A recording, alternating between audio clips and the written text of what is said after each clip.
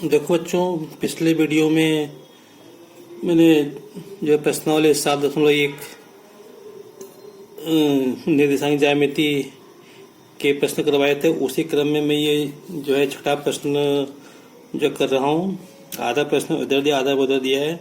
ये निम्नलिखित बिंदुओं द्वारा बनने वाले चतुर्भुज का प्रकार यदि कोई है तो बताओ तथा अपने उत्तर के कारण की भी जांच करो। ये अपने को 4 बिंदु दिए हैं, तो ये बताने हैं क्या ये किसी चतुर्भुज के शीर्ष से हैं क्या, और इससे कौन सा चतुर्भुज बन रहा है या नहीं बन रहा है।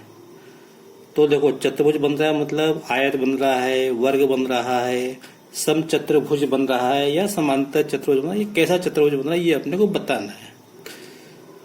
तो ये अपने 4 प्रश्न दिए हैं। तो सबसे पहले हम क्या करेंगे, ये 4 बिंदु दिए हैं, इन चारों बिंदुओं के बीच की दूरी हम निकाल लेंगे। तो मैं आगे आपको समझाता हूँ कैसे आगे करना है। तो देखो, ये 4 बिंदु दिए हैं, तो हमको बताना है ये किसी चतुर्भुज के शीर्ष से है या नहीं। तो देखो, आगे बढ़ने के लिए हम अपने हिसाब से एक चतुर्भुज बना लेते हैं। कैसा भी चतुर्भुज बना लो, आड़ा तिरछा है ना, कैसा भी चतुर्भुज बना लेते हैं। मैं इसको नाम देता हूँ ए, बी, सी और डी। ये नाम मैं यहाँ पे देता हूँ ए, बी, सी और डी। तो मतलब ए के निर्देशांक क्या है, -1 और -2। बी के निर्देशांक क्या होंगे, 1, 0। सी के निर्देशांक क्या होंगे, -1 और 2, और डी के निर्देशांक क्या होंगे, -3 और 0। तो देखो, हमको ये बताने के लिए चतुर्भुज है या नहीं, हम क्या करें, पहले तो चारों भुजाओं की लंबाई निकाल लेंगे। तो अब हम देखें इन चारों भुजाओं की लंबाई बराबर है या नहीं। एक बात, अगर मान लो चारों भुजाओं की लंबाई बराबर है तो हो सकता है ये वर्ग हो या समचतुर्भुज हो। तो अब हम कैसे मालूम करेंगे कि ये वर्ग है या समचतुर्भुज है। तो इसके लिए हमको दोनों विकर्ण भी निकालने पड़ेंगे, इन विकर्णों की लंबाई भी निकालना पड़ेगी। अगर ये विकर्ण बराबर होंगे तो हम कहेंगे कि ये वर्ग है। ठीक है।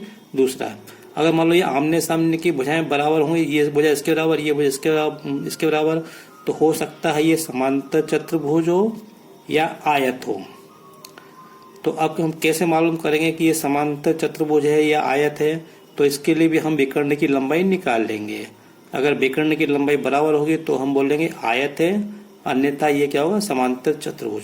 तो देखो, यहाँ पे ये दूरी का सूत्र हमको 4 बार उपयोग करना पड़ेगा। तो सबसे पहले मैं दूरी का सूत्र लिख देता हूँ। दूरी का जो सूत्र है, ठीक है, x2 माइनस x1 का वर्ग प्लस y2 माइनस y1 का। अभी हम बार बार नहीं लिखेंगे, तो मैं पहले ए बी की बात कर रहा हूँ, तो उसमें इसको x1 y1 लिखता हूँ, इसको x2 y2 लिखता हूँ। तो मतलब x1 का मान -1, y1 का मान -2, x2 का मान 1, वो y2 का मान 0। तो सीधे मैं सवाल कर रहा हूँ ए बी बराबर वर्गमूल। अब तो हम सूत्र से परिचित हो गए, सूत्र हमें याद है, और अब कैसे करना है ये भी हमें मालूम है। तो x2 1 माइनस और -1 करेंगे तो +1 हो जाएंगे, यहाँ पे ये का वर्ग प्लस, और y2 का मान कितना है, 0, माइनस माइनस +2 हो जाएंगे यहाँ पे, y1 का मान 2 है। अब हमको बहुत प्रैक्टिस हो गई, अभ्यास हो गया, इसलिए हम शॉर्ट में काम करेंगे। 1 और 1 2, 2 का वर्ग 4 प्लस 0 प्लस 2, 2 का वर्ग 4। इसको हल करेंगे तो आएगा 2 गुणा 4। भाई 2 बार लिख रहे हैं, 2 बार जोड़ रहे हैं तो 2 गुणा होगा। तो इसका ए बी का मान आएगा, अभी आप 8 रख दो, बाद में देखेंगे क्या करना है ना। चलो, अब मैं बात कर रहा हूँ BC निकाल रहा हूँ यहाँ पे। BC बराबर, फिर इसको x2 y2 मान लो, इसको हम x1 y1 मान लेते हैं। तो x2 माइनस x1, तो 1 + 1, ये जाएगा 1 माइनस, और -1 पहले से ही, तो +1 हो जाएगा, प्लस y2 माइनस y1 मतलब 0 - 2, 0 - 2। इसको हल करेंगे तो ये आएगा 1 और 1 2, 2 का वर्ग 4, और 0 - 2 -2 का वर्ग प्लस के 4, तो ये आएगा वर्गमूल 8 आएगा। ठीक है, तो ये 8 है, ये 8 है। अब हम CD निकालेंगे, वर्गमूल। अब देखो, इसको हमने x1 y1 मान लिया, तो इसको हम x2 y2, देखो किसी को भी हम x1 y1 x2 y2 मान से आप चाहो तो इसको x1 y1 मान लो, इसको x2 y2 मान लो, इसको x1 y1 मान लो, इसको x2 y2 मान लो, तो उससे कोई फर्क नहीं पड़ता है। तो चलो अब क्या करें, यहाँ पे हम इसमें से ये x2 माइनस ये -3 में से इसको हटाएंगे अपन, तो हो जाएगा -3 +1 हो जाएंगे, यहाँ पे जाएंगे -3 +1 हो जाएगा, यहाँ पे प्लस y2 माइनस y1, तो 0 -2, 0 -2 का वर्ग और बराबर आएगा ये -3 + 1, तो -2 का वर्ग 4 प्लस 0 -2 -2 के 4, तो क्या आएगा ये वर्गमूल 8 आएगा। तो देखो तीसरी भुजा बराबर आ रही है। अब अपन AD निकालेंगे,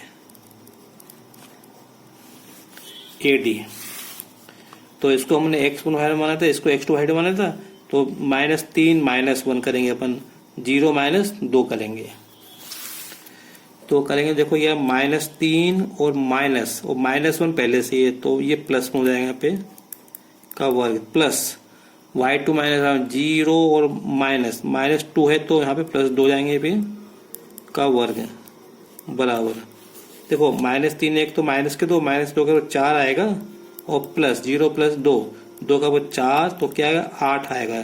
तो आपने देखा कि चारों भुजाओं की लंबाई कितनी आ रही है, वर्गमूल 8, ये भी वर्गमूल 8 है, ये भी वर्गमूल 8 है, और ये भी वर्गमूल 8। तो अब देखो हो सकता है कि वर्ग हो या समचतुर्भुज, क्योंकि दोनों में ही भुजाओं की लंबाई बराबर होती है। यहाँ AB बराबर BC बराबर CD बराबर AD बराबर वर्गमूल 8, तो ये समचतुर्भुज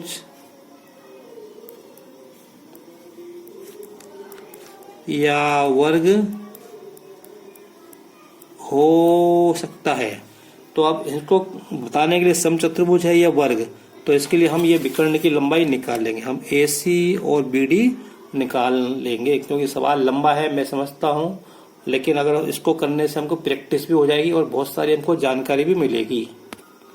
तो मैं इधर ही करने का प्रयास करता हूँ। तो AC, तो AC ये x1 y1, इसको अपन x2 y2, इसको अपन x2 y2 मान लेते हैं। तो ये होगा -1 वर्गमूल के अंदर -1 और -1, तो ये प्लस में हो जाएगा यहाँ पे का वर्ग, प्लस वर्गमूल में y2 माइनस y1 2 और +2 और ये हो गया +2, -2 है ना, तो +2 जाएगा यहाँ पे ये, तो ये हो जाए, ये पूरे पे वर्ग है, वर्गमूल है पूरे पे, ठीक है। तो बराबर ये हो जाएगा -1 + 1 0 आ जाएगा, और +2 तो 4,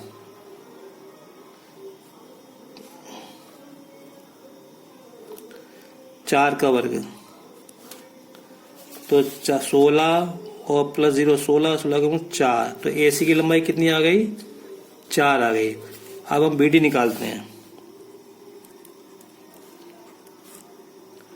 BD, तो देखो ये x1 y1 मान लो, इसको x2 y2 मान लो, तो ये हो जाएगा 1 माइनस और -3, तो +3 हो जाएगा यहाँ पे, ये प्लस y2 माइनस y1, तो ये हो जाएगा 0, देखो ये 0 -0 का वर्ग, तो आएगा 3 1 4 का वर्ग 16, और 0 -0 0 का वर्ग 0, तो 16 का वर्ग 4। तो अब आप देख सकते हो कि AC और ये BD की लंबाई बराबर है, दोनों 4 हैं। तो चूंकि AC बराबर BD बराबर 4, अतः अब आप लिख सकते हो, अतः यह क्या है, वर्ग है। ठीक है, बस इतना ही करना था, सवाल लंबा हो गया है, इसलिए मैं इसको इसी वीडियो में ख़त्म करता हूँ। अगर आपको मेरा वीडियो पसंद आया हो तो इसे लाइक करें, शेयर करें, सब्सक्राइब करें। Thank you.